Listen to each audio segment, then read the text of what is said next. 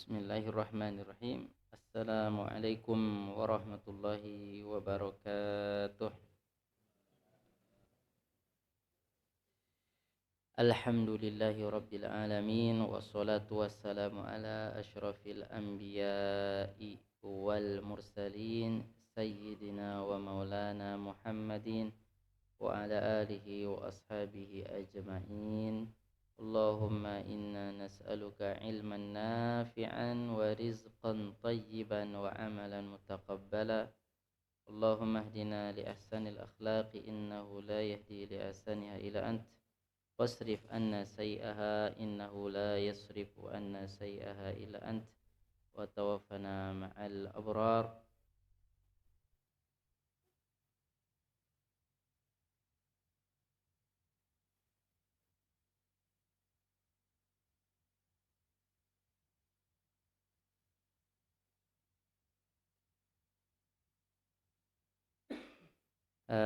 Bapak Ibu ikhwani wa akhwati fillah, kita lanjutkan ngaji kita ya, kitab atau kutaib ya, Mandhumah Al-Mi'iyah atau Al-Urjuzah Al-Mi'iyah. Jadi bait-bait syair tentang Nabi Muhammad sallallahu alaihi wasallam ya, Al-Urjuzah Al-Mi'iyah fi dzikri hali asyrafil bariyah.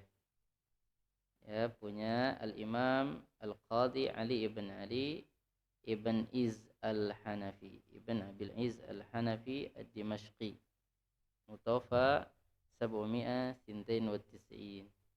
Jadi pengarang Urjuzah ini nadham ya. Kalau nadham bahasa Arab ada Alfiyah, ada kalau hadis ada Baikunyah. Nah, ini Sirah Nabawiyah. Banyak sekali ulama yang nulis tentang Sirah Nabawiyah yang pakai nadham begini untuk memudahkan saja. Nah, termasuk nanti ada nasrnya ya. Ada yang nulis pakai nasr. Nasr itu enggak bentuk nadham. Nadham itu syair. Ya. Kayak kita ya, kalau pantun itu lebih gampang. Jalan-jalan ke Jakarta, tidak lupa bawa obat. Nah, aku sudah ada yang punya. Kenapa kamu tetap? Nah, gitu ya. Jadi dibuat belakangnya hurufnya sama biar asyik aja gitu. Biar asyik aja. Seandainya mau dibuat dalam bahasa Indonesia Sirah Nabawiyah dalam bentuk pantun bisa, bagus, ada. Nanti saya kasih contoh. Ya, ilmu hadis dibuat dalam bentuk pantun dalam bahasa Indonesia bisa. Nah, supaya asyik. Ya, makanya supaya nggak bosen. Jadi ulama mencoba supaya umat Islam tetap cinta Nabi. Ya, kalau di Indonesia sering baca Barjanzi. Itu ulama yang nulis itu sebetulnya bagus tentang sejarah Nabi Muhammad sallallahu alaihi wasallam. Ya, ini juga tentang sejarah Nabi Muhammad sallallahu alaihi wasallam. Ya, Al-Urjuzah Al-Mi'iyah. Yang penulis ini qadhi. Qadhi itu kalau kita hakim banyak duitnya biasanya. Kalau ya, dulu saya pernah satu bis ya di Jogja. Dia hakim S2 dia. Gajinya 25 juta. Lumayan juga. Tapi resikonya berat. Enggak apa-apa ya. Jadi beliau Al-Qadhi. Kita sudah membaca nazam atau bait ke-7 ya. Bait ke-7. Qala nadhimu al-Imam Ibnu Abil Iz Al-Hanafi rahimahullah fi urjuzatihi fa ba'da syahrainin shiqaqu batnihi wa qila ba'da arba'in min sinnihi wa ba'da sittin ma syahrin ja'i wafatu ummihi 'alal abwa'i. Kita kemarin minggu lalu maksudnya sudah membahas tentang Halimah bintu Sa'ad atau Halimah As-Sa'diyah. Kenapa disebut Sa'diyah? Karena dia dari kabilah Bani Sa'ad. Ya. Nah, bagaimana kisah Halimah As-Sa'diyah? Nanti bisa diputar ulang di rekamannya. Ada direkam di YouTube. Tinggal like, comment, share. Tapi jangan dislike. Nah itu ya, bagi yang mau lihat rekamannya tidak apa-apa. Sekarang kita ke 8. Wa ba'da syahrain taib insyiqaqu batnihi. Jadi setelah 2 bulan ya perut Nabi Muhammad dibelah. Ya. Wa qila ba'da arba'in min sinnihi. Ya, ada yang mengatakan setelah usia 4 tahun. Jadi kan kita sudah tahu kisahnya ketika Nabi Muhammad 2 tahun bersama Halimah, ya nyusu dari Halimah. Jadi Nabi Muhammad susuannya 2 tahun itu dari siapa? Halimah, bukan dari emaknya. Bukan dari emaknya, Aminatu. Ya, sudah dibalikkan, terus minta perpanjangan. Bagaimana kalau saya asuh lagi? Ya, gimana kalau diasuh lagi di kampung? Ya, kemudian disetujui sama Aminah. Ya, akhirnya dibawa lagi Nabi Muhammad. Jadi diperpanjang kontrak nyusui. Ya. Padahal biasanya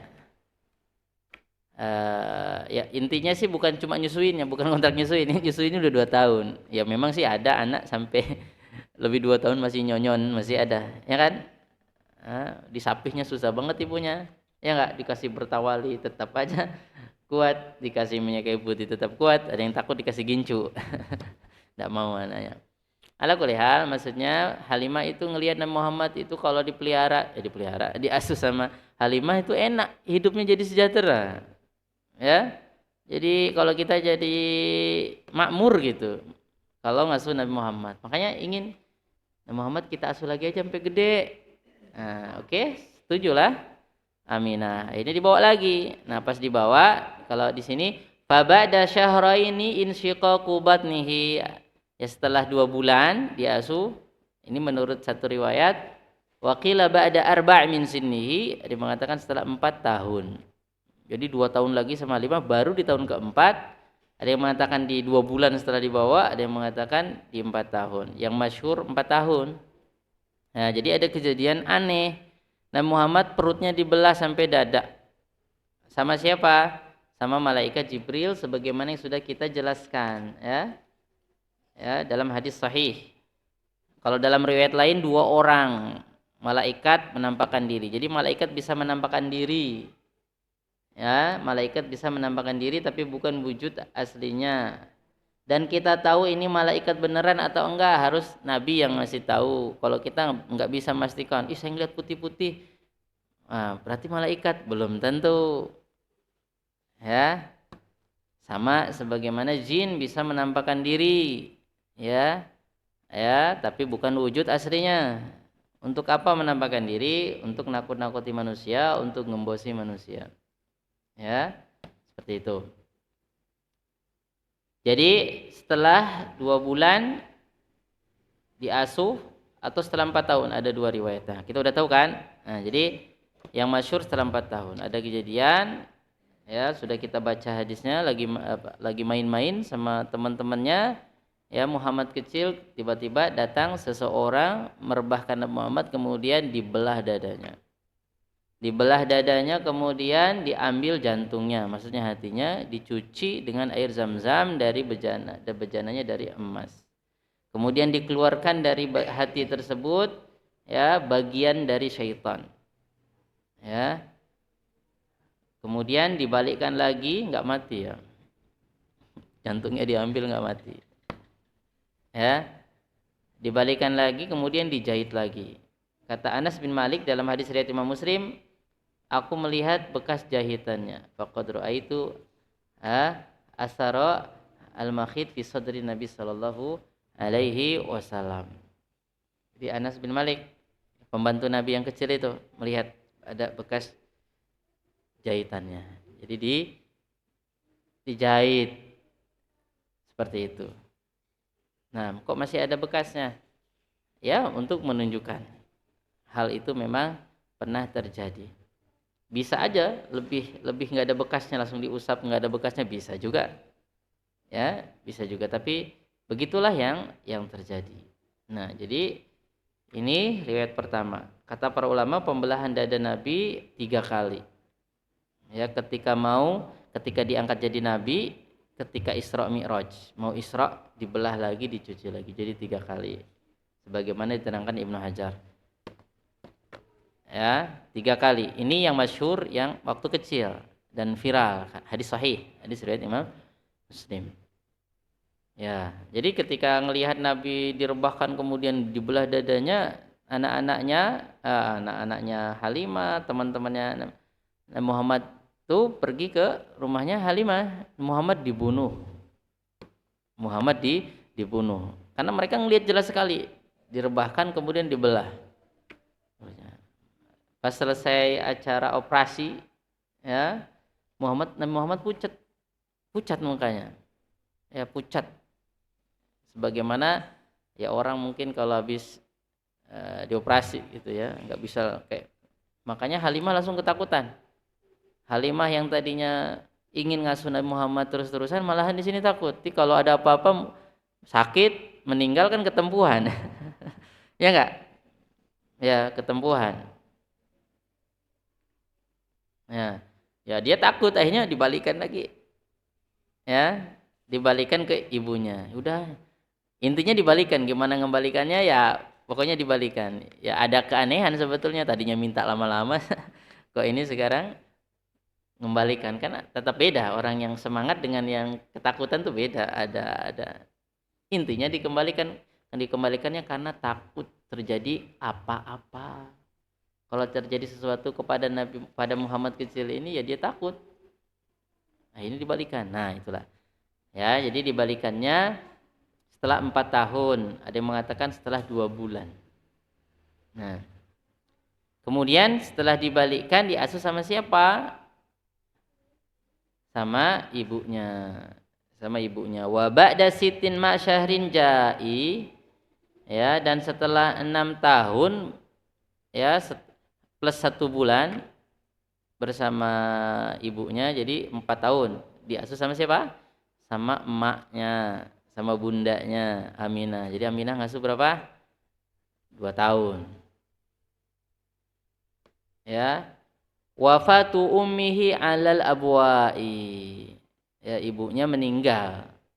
Ya, meninggalnya kapan? Ketika berkunjung ke akhwal. Akhwal itu saudara, khol itu paman, tapi dari pihak ibu. Paman dari pihak ibu, kholun. Kalau orang Arab bedain.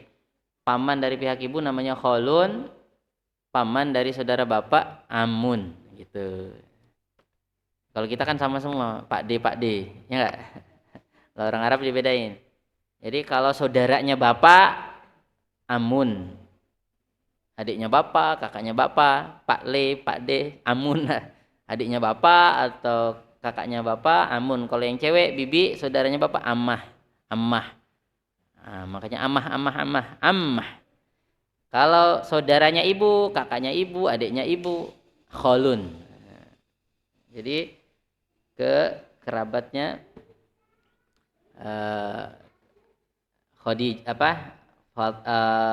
Aminah. Nah, jadi kholnya Nabi dari Bani Adi. Jadi Nabi Muhammad ketika usia 6 tahun dibawa ke Madinah. Di Madinah itu ada Bani Najjar. Nah, Bani Najjar itu punya hubungan kerabat. Ya, pamannya Nabi. Ya, tapi dari pihak siapa? Ibu akhwal. Nah, makanya hikmahnya Nabi hijrah ke Madinah, ya walaupun kebanyakan itu orang asing, Aus dan Khazraj, tapi ada ya kenalan-kenalan lah, paman-paman gitu. Walaupun dari pihak ibu akhwal, Bani Najjar, makanya ada sedikit banyak hubungan gitu. Ya, makanya nanti Nabi beli tanah, lahan, kuburan, ya, kebun, ya, dari anak yatim dari Bani Najjar ini. Jadi ada sedikit banyak hubungan kerabat lah seperti itu. Ya, nanti kebun itu dijadiin masjid. Kita lihat Masjid Nabawi itu di atas kebun. Jadi Masjid Nabawi itu asal mulanya kebun kurma, ada kuburannya. Ya, tapi karena nggak boleh buat masjid di atas kuburan, Rasulullah memerintahkan kuburannya dipindah ke dulu. Jadi digali, tulang belulangnya dipindahkan, baru buat masjid. Tak boleh buat masjid di atas kuburan. Tetapi faktanya masih ada sebagian umat Islam justru nguburin mayit di dalam kuburan, atau kuburannya dibuat masjid, mirip masjid sehingga sholat di situ. Itu kurang benar, bahkan tidak benar. Nah, Rasulullah ketika mau meninggal, ya Rasulullah sudah parah-parahnya mau meninggal, Rasulullah mengatakan, laknatullahi 'alal yahud wan nasara ittakhadhu qubur anbiya'ihim masajida. Laknat Allah kepada orang Yahudi dan Nasrani menjadikan kuburan para nabi-nabi mereka sebagai masjid. Rasulullah udah mau meninggal aja masih ingat pesan itu. Ya, seperti itu. Terus kuburan Nabi dalam masjid? Bukan, Nabi itu dikubur di rumahnya Aisyah. Rumah Aisyah itu nempel sama masjid. Pas perluasan mau nggak mau masuk masjid, makanya ditutup betul-betul. Ya, jadi bukan sengaja. Sahabat paham tidak boleh nguburin dalam masjid. Dan alhamdulillah ya, Nabi itu dalam hadis Nabi sendiri yang ngomong bahwa Nabi itu dikuburkan di mana meninggal. Ya, Nabi dikuburkan di mana meninggal. Ada beberapa riwayat ya, sahabat bingung mau dikuburin di mana Nabi. Ada sebagian sudah menggali di Baqi'. Nah, akhirnya Abu Bakar datang mengatakan Nabi itu dikuburkan di mana meninggal. Nabi meninggal di kamarnya Aisyah. Ya, jadi akhirnya ya dikuburnya di situ, enggak di masjid. Jadi bukan di masjid, bukan sengaja. Jadi tapi seandainya perluasan masjid harus melewati kuburan. Ya, harus melewati kuburan. Kalau bukan kuburan Nabi dibongkar aja, enggak apa-apa. Udah memang harus gitu, masjidnya diluasin. Depannya ada kuburan. Ya kuburannya dipindah dulu, nggak apa-apa, boleh. Seperti itu. Kalau kuburan Nabi Muhammad sama Umar sama Abu Bakar nggak ada yang berani. Umat Islam sepakat nggak dipindah-pindah. Ya, itu yang harus kita catat. Nah, seandainya pun masuk perluasan harus ditembok betul-betul. Jangan sampai salah paham. Ya, seperti itu. Nah, jadi ketika ziarah ke Madinah, pas pulang, jadi ziarahnya sama siapa? Sama Ummu Aiman, sama kakeknya, mertuanya Aminah. Mertuanya Aminah siapa? Kakeknya Nabi, siapa? Abdul Muttalib. Berangkat 1 bulan di sana, pulang. Nah, di tengah perjalanan di daerah Abwa, nah nanti Bapak Ibu kalau pakai bis atau pakai kereta, nah ini daerah Abwa. Ya, daerah Abwa di situ.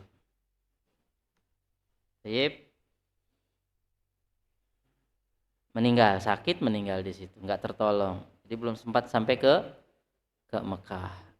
Nah, dalam hadis-hadis yang sahih, Rasulullah minta izin sama Allah. Nah, ini masalah sebetulnya diperselisihkan ulama, tapi saya sampaikan biar paham.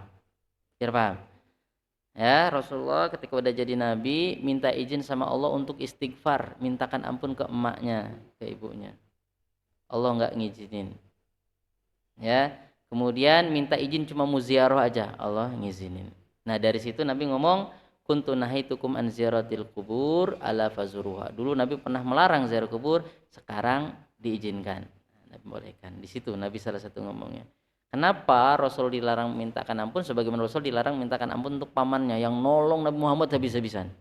Abu Thalib. Abu Thalib itu nolong Nabi Muhammad habis-habisan. Padahal bukan orang Islam. Nolong dakwah Nabi Muhammad habis-habisan. Ini ada orang Islam gembosin umat Islam sendiri habis-habisan juga. Ya enggak suka. Ya, memfitnah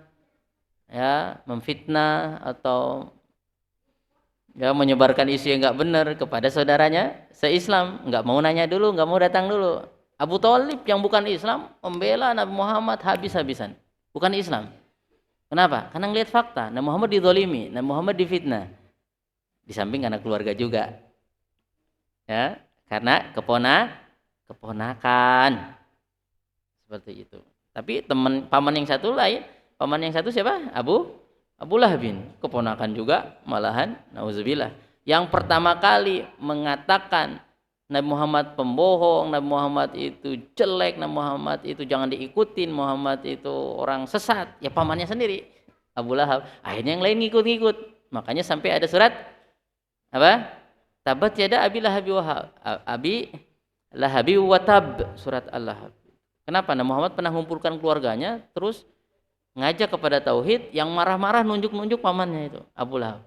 Taban laka, cilaka kamu Muhammad, habis kamu Muhammad, ngumpulin kita cuma untuk yang begini, ngajak manusia nyembah Allah saja, jangan syirik. Emosi, sampai mati itu emosi, nggak mau masuk Islam.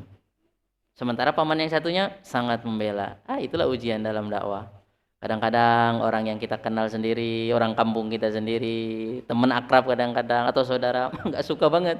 Orang jauh malah suka. Ya enggak apa-apa, yang penting kita harus tetap bersabar di jalan dakwah. Makanya watawasau bil haqqi watawasau bis sabri. Kita itu harus saling menasihati dalam kebaikan dan sabar. Sabar. Kalau dicaci jangan balas caci, difitnah jangan balas fitnah. Nah, itu. Jadi Nabi Muhammad itu kenapa dibelah dadanya? Kata para ulama hikmahnya, jadi Nabi Muhammad itu jadi manusia yang paling lebar dadanya. Maksudnya paling sabar orangnya. Jadi dada ini kan pusat. Kalau dadanya bisa diatur, dadanya bagus, bagus juga. Hati kan? Nabi Muhammad itu diludahin, ya dilemparin jeruan onta, lagi sholat diinjek kepalanya.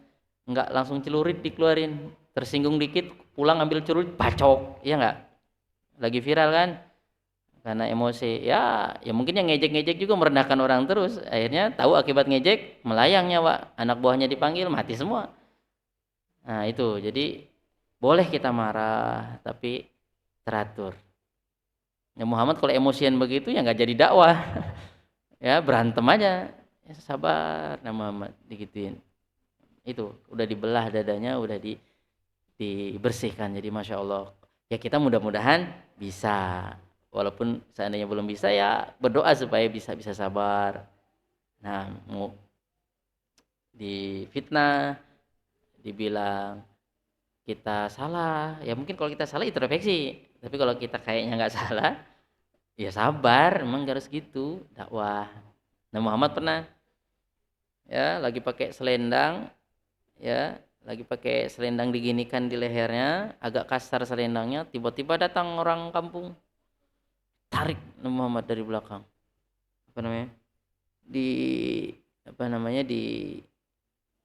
digulung dari belakang. Tiba-tiba loh datang orang Badui, ya nggak kenal Nabi Muhammad dekat, nggak kenal, cuma dengar Nabi Muhammad itu kayaknya baik katanya, suka ngasih kalau minta.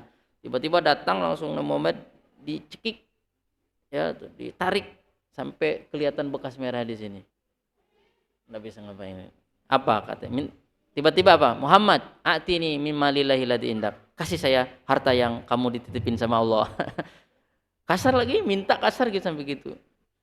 Ya kata Muhammad, iya saya kasih tapi lepas dulu, gimana saya mau ngasih kalau nggak dilepas. Dicekek. Ya Allah, kalau kita kan digituin balik langsung tonjok. Apalagi yang pintar karateka ya nggak, pokoknya celurit juga mungkin. Ya, janganlah. Nah, Muhammad ngelihat seperti itu, ya namanya orang nggak tahu. Ya. Nah, kemudian Nabi Muhammad memang ada harta itu harta negara, dan sudah Nabi Muhammad itu orang bijaksana, udah ambil, dikasih kambing. Pas pulang ke kampungnya, Muhammad tuh baik banget. Kita dikasih kambing banyak. Akhirnya orang kampungnya pada beriman. Ya tapi menyesuaikan konteksnya juga. Enggak setiap orang yang minta-minta juga dikasih sama Nabi Muhammad. Ada orang minta-minta padahal dia sanggup, Nabi kasih kampak aja, suruh cari kayu bakar. Karena dia masih kuat kerja, bekerjalah. Nah, diajarin. Jadi katanya dikasih pancing. Nah, supaya mancing. Jadi jangan males-males. Seperti itu.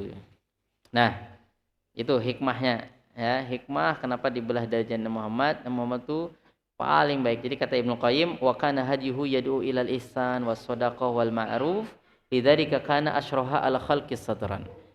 Ya. Terus wa atyabahum nafsan wa an'amahum qalban fa inna lis shadaqah wa fi'lil ma'ruf ta'siran ajiban fi syarhi sadar. Nah, Kemudian wa in dhafa ila dzalika ila ma khassahu Allahu bihi min syarhi sadrihi bin nubuwah war risalah wa khasaisiha wa tawabi'iha wa syarhu sadrihi hissan wa ikhraji hadza syaitan atau hadzi syaitan minhu. Jadi itu juga kenapa Nabi Muhammad ya hikmahnya itu karena dibelah dadanya. Dibuang bagian yang kotornya itu udah dibuang. Jadi beda memang Nabi Muhammad dengan manusia lain itu beda. Walaupun nanti kita dibelah dadanya dicuci pakai zam-zam, dicuci-cuci gitu, ya tetap enggak kayak Nabi Muhammad. Nah, itu udah apa? Kelebihan Nabi Muhammad sallallahu alaihi wasallam. Nah, jadi intinya kenapa Nabi Muhammad seperti itu? Ya satu udah kemudian Nabi Muhammad ajarannya memang suruh kita berbuat baik seperti sedekah itu Nabi Muhammad nyuruh banget, tapi bukan sedekah maksa. Sedekah, ayo dimaksa enggak. Jadi memang sedekah itu membuat ajib. Sedekah itu membuat hati kita itu plong, lebar gitu. Makanya kata Nabi, senyum itu sedekah. Tabassumuka ala wajhi akhika shadaqah. Kita senyum aja sedekah. Itu kalau kita nggak senyum itu ya dada kita sempit juga. Kalau kita senyum masih longgar gitu. Jadi sedekah itu punya pengaruh besar. Orang tuh jadi lebar dadanya. Jadi baik, jadi lembut hatinya. Nah, itu ajaran Nabi Muhammad Shallallahu alaihi wasallam. Nah, jadi setelah 6 tahun ya plus 1 bulan ma'asyahrin jai, setelah bulan berikutnya Nabi Muhammad kehilangan bundanya. Ya, kehilangan bundanya. Sebelumnya bapaknya meninggal waktu di dalam kandungan. Bapaknya meninggal di mana? Di Yathrib. Yathrib itu nama sebelum Madinah, namanya Yathrib. Ya, meninggal di mana? Dalam riwayat disuruh bapaknya Abdul Muthalib suruh ngambil kurma bisnis gitu. Ya datang ke Madinah, beres-beres, sakit di Madinah. Sakit, meninggal. Jadi dikuburnya di Madinah. Ada beberapa riwayat lemah dikuburnya di rumahnya Nabirah, nama seseorang di sekitar Masjid Nabawi. Nah, tapi riwayatnya lemah, intinya meninggal di Madinah.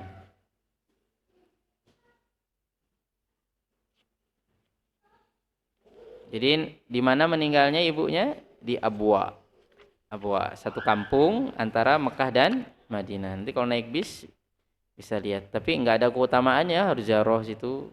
Kalau ziarah mau ingat mati boleh aja, kuburan siapapun. Orang non Muslim juga nggak apa-apa kita ziarah ke kuburan non Muslim, boleh. Yang penting ingat mati aja. Tapi kalau ke kuburan non Muslim kita jangan mengucapkan assalamu alaika, jangan, ya lihat aja, ziarah ingat mati tuh. Nah, karena kata Nabi, fa innaha tudzakirul akhirah, ziarah kubur membuat kita mengingatkan akhirat. Akhirat nanti Imam Nawawi dan kebanyakan ulama, bunda Nabi Muhammad, ayahanda Nabi Muhammad tidak boleh dimintakan ampun sebagaimana ayah Nabi Ibrahim. Nabi Ibrahim ayahnya itu juga tidak beriman. Nah, ini nanti sebagian di Indonesia mengikut pendapat ulama seperti Suyuti dan Ibnul Arabi kalau nggak salah ya, mengatakan ibunda Nabi Muhammad muslimah dan ayahnya muslim juga. Kita sampaikan ini biar nggak marah-marah, karena yang baru baca satu kitab marah sama yang ini. Dan ulama yang mengatakan bunda Nabi Muhammad, ayahanda Nabi Muhammad itu tidak boleh dimintakan ampun dan Nabi Muhammad tidak memintakan ampun, ya riwayat sahih, jelas riwayatnya sahih sebagaimana Nabi Ibrahim. Ya, Nabi Nuh anaknya malahan nggak beriman, anaknya sendiri, istrinya juga, subhanallah. Nabi Lut istrinya malahan, kan kalau dipikir-pikir masa sih istrinya Nabi nggak beriman, gimana? Firaun justru manusia paling keji, istrinya beriman, Firaunnya nggak mau.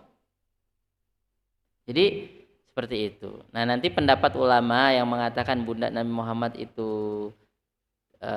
muslimah, ya, pendapat berdasarkan alasan bahwa bunda Nabi Muhammad, ayahanda Nabi Muhammad itu hidup di masa fatrah yang belum ada Nabi. Nabi Muhammad masih kecil, belum jadi Nabi, kemudian udah mati. Nah, kalau orang ahli fatrah, ya, ahli fatrah itu kekosongan Nabi. Nah, itu berarti ya belum dapat dakwah, berarti ya belum dapat siksa atau dapat surga. Itu pendapat. Berdasarkan itu dalilnya. Udah paham kan dalilnya? Nah, terus udah nggak apa-apa kita ungkap ini biar nggak marah. Karena ketika nggak disampaikan yang ini marah sama ini marah sama ini, marah banget. Oh itu sesat, itu mengatakan ibu Nabi di neraka, bapak Nabi di neraka. Sesat bagaimana? Ulama semua mengatakan hadisnya juga sahih. Sahih sekali hadisnya. Mau digimanain lagi? Dan mengatakan bukan ulama aneh-aneh seperti Imam Nawawi, ulama-ulama ma'ruf.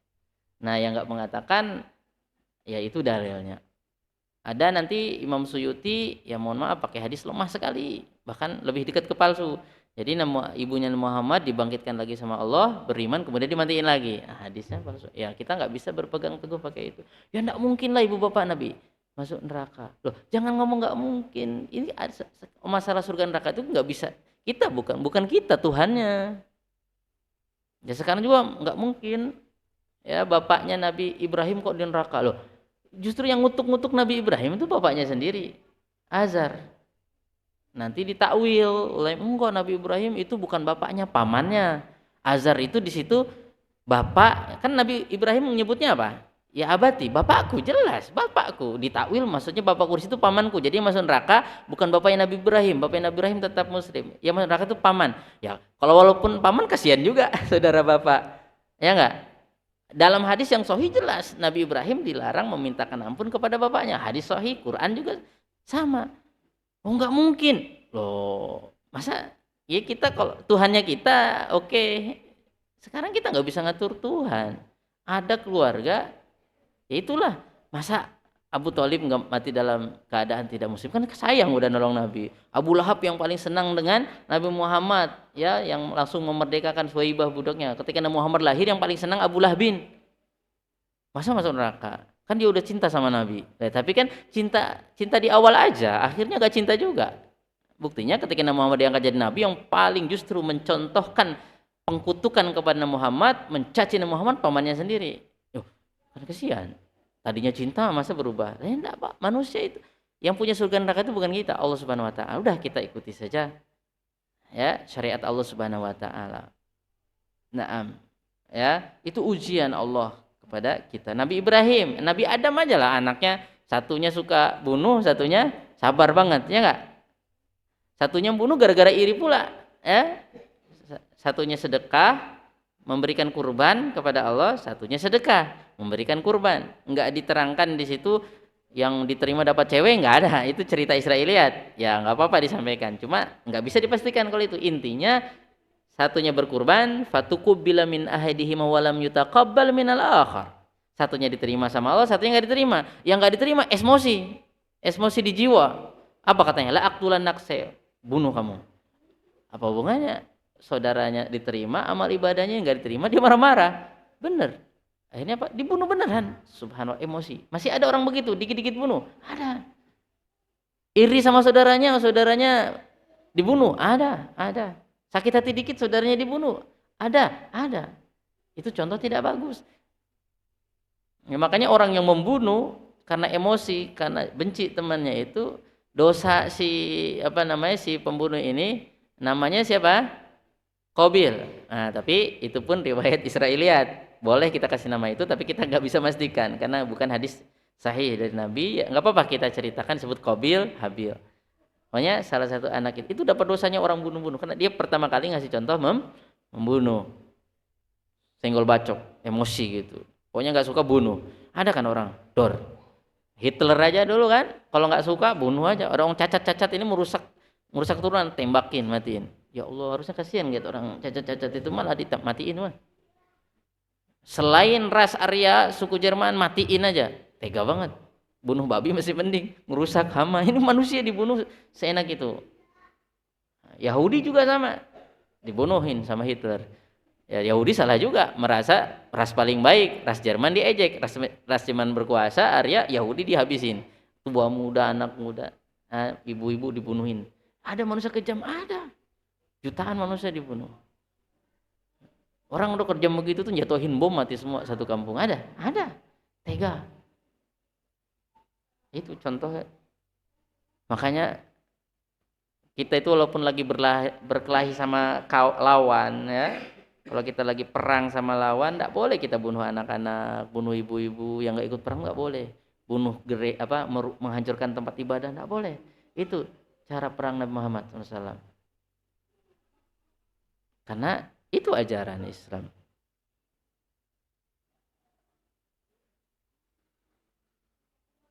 Ya, orang-orang yang enggak memerangi, pengungsi-pengungsi, ya kita tangani.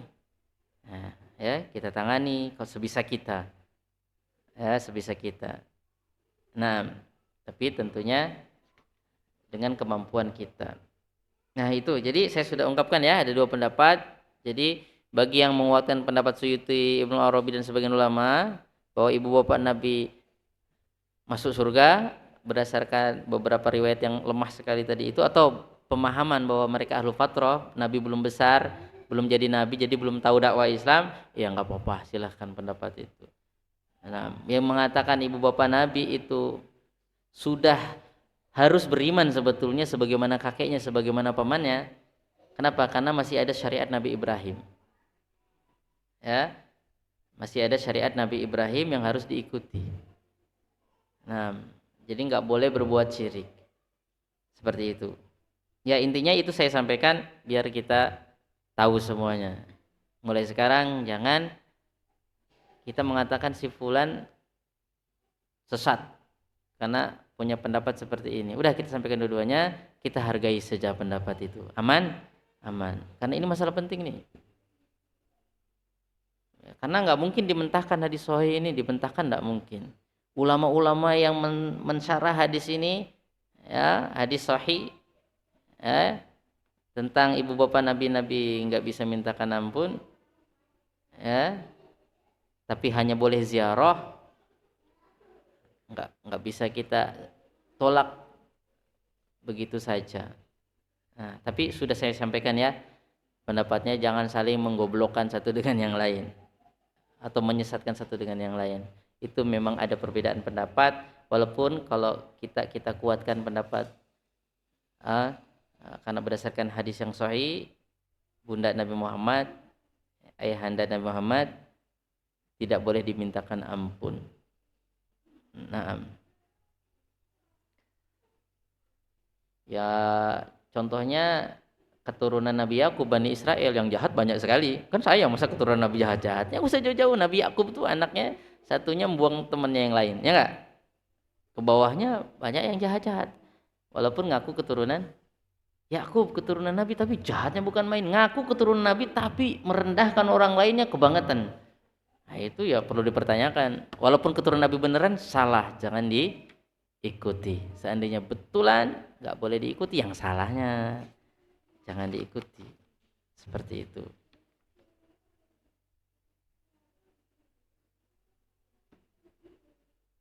Ya, nanti yang parah Syiah itu dia mementahkan ini semua. Jadi Abu Thalib itu masuk surga. Jadi nggak terima hadis-hadis itu. Ya jelas hadisnya sahih, Abu Thalib nggak mau la ilaha illallah. Dia orang baik tapi mati dalam keadaan tidak Islam. Ya bukan kita yang punya surga neraka. Nah, seperti itu. Ala kulli hal itu beberapa titik penting yang harus kami sampaikan. Jadi kalau udah begini udah kita tahu, kita maklumi saja, kita diskusi saja tapi tanpa emosi. Nah, tanpa harus merendahkan pendapat yang lain, insyaallah taala. Nah, seperti itu. Kemudian kita lanjut. Kalau ada pertanyaan berhubungan dengan sirah atau yang lain, disiapin saja pertanyaannya. Kemudian kita lanjut. I'adatu bina'il Ka'bah wa wad'ihi sallallahu alaihi wasallam lil Hajar al-Aswad. Ini langsung ke enak aja.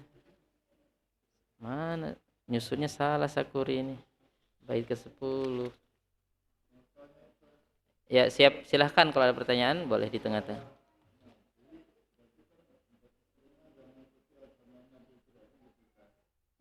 Gimana? Orang tua Nabi enggak ngikuti Nabi Ibrahim. Iya. Jadi orang tua Nabi orang baik, ya, bahkan di zaman itu Ya, Aisyah pernah bertanya, ada namanya Abdullah ibn Jud'an. Abdullah bin Jud'an itu orang baik bukan main. Setiap jemaah haji traktir makanan gratis. Abdullah bin Jud'an. Kata Bunda Aisyah, bermanfaat nggak dia? Kan baik sama orang. Kata Nabi, enggak. Kenapa? Enggak percaya kepada Allah Subhanahu wa taala, enggak mentauhidkan Allah Subhanahu wa taala. Innahu lam yakun yauman yaqulu rabbik fil yauma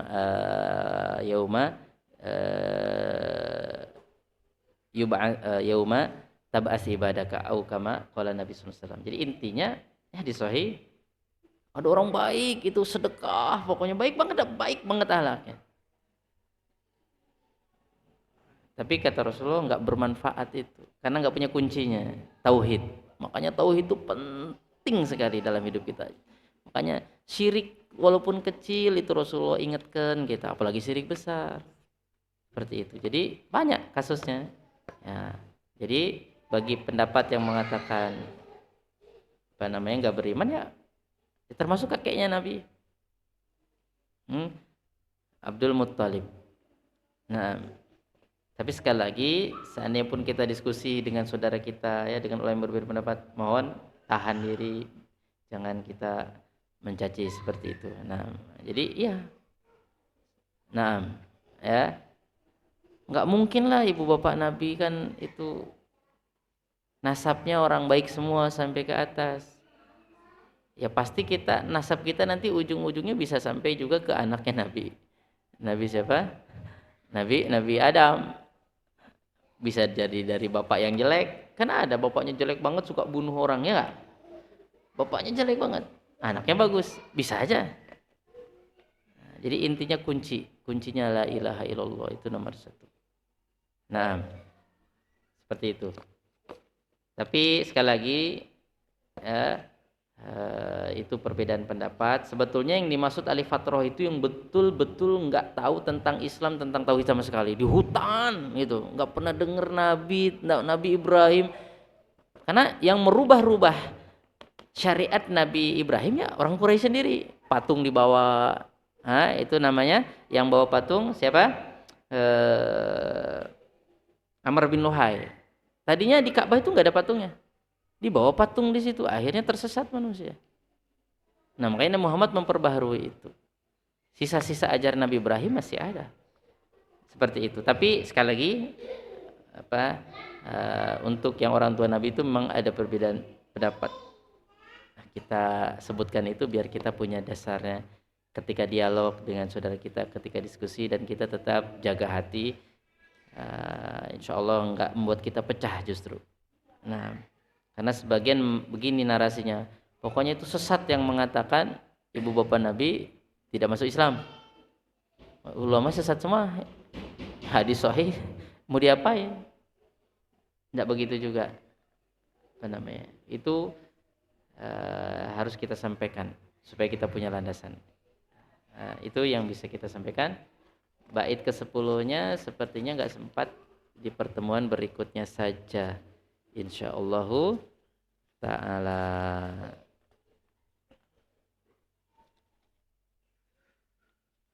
Ya, kita tutup dengan kafaratul majlis. Ya, subhanakallahumma bihamdika asyhadu an la ilaha illa anta astaghfiruka wa atubu ilaika. Wassalamualaikum warahmatullahi wabarakatuh.